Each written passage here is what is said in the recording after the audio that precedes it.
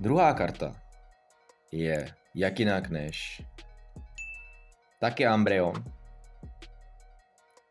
Umbreon Plasma Freeze Reverse Holo.